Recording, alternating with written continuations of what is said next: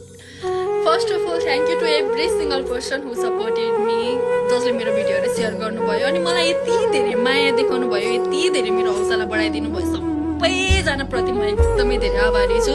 हजुरहरूले गर्दा नै मैले जस्टिस पाएँ अनि अहिले चाहिँ त्यो मान्छे चाहिँ एरेस्ट भइसकेको छ। हजुरहरूले गर्दा पावर अफ सोसल मिडियाले गर्दा नै सायद मैले न्याय पाएको हो र मेरो यो बहिनीले साँच्चीकै न्याय पायो होइन।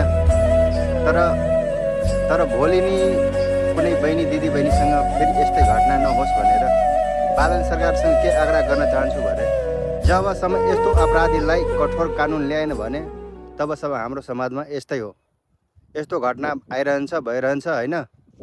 त्यही भएर यस्तो कानुन ल्याओस् यस्तो अपराधीलाई कि त्यो यस्तो सोच्नुभन्दा 100पल्ट मान्छेले दायाँ बायाँ सोच्नु परोस्, त्यस्तो कानुन ल्याओस् बालन सरकारले।